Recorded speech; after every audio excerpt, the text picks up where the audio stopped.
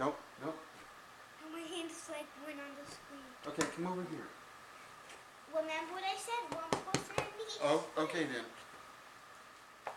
Jesus Storybook Bible, chapter 18.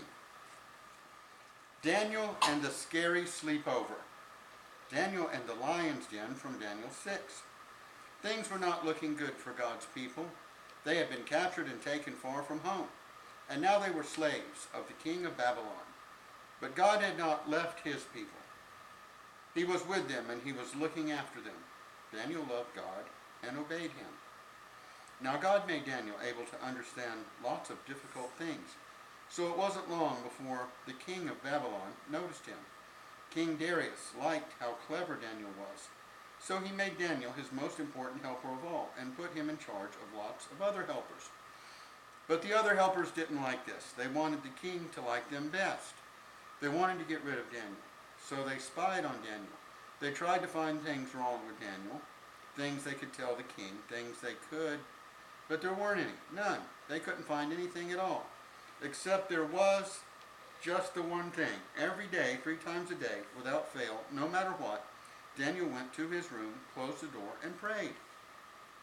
They smiled to themselves. Let's get the king to make a law. No one is allowed to pray to anyone except to the king. Daniel won't obey this law, and he will be punished. They were pleased with themselves for being so clever and hurried off to tell the king. The king liked their idea. He didn't know they were tricking him. So he made it into a law. Everyone must pray only to me. If you don't, the lions will have you for their dinner. Daniel heard this. He knew it was wrong to pray to anyone except God. He had to do what God said, whatever it cost him, even if it meant he would die. So Daniel went to his room, closed the door, and prayed. That's just what the bad men knew Daniel would do.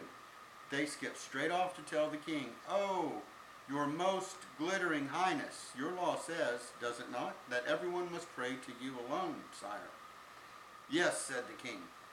"Oh, magisterial brightness, then correct us if we're wrong, but it would seem that Daniel is praying to God, not to you." The king was sad. He had been tricked. He didn't want to hurt Daniel, but he couldn't change his law. And so he let the soldiers throw Daniel to the lions. "May your God, who you love so much, rescue you," the king said. The king went back to his palace, but he didn't sleep that night, not a wink. He tossed and turned until finally, at the first glimmer of dawn, he leaped out of bed and ran straight to the den. "Daniel," he cried, "has your God rescued you?" "Yes," Daniel shouted. "God sent an angel to close the lions' mouths."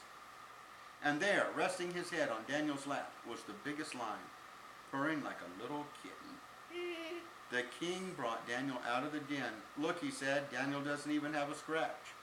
The king made a new law. Daniel's God is the true God, the God who rescues. Pray to him instead. God would keep on rescuing his people, and the time was coming God would send another brave hero like Daniel, who would love God and do what God said, whatever it cost him, even if it meant he would die.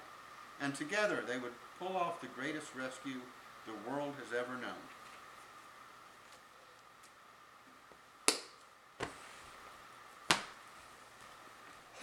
Hopefully it was so funny. Honey, you are so funny.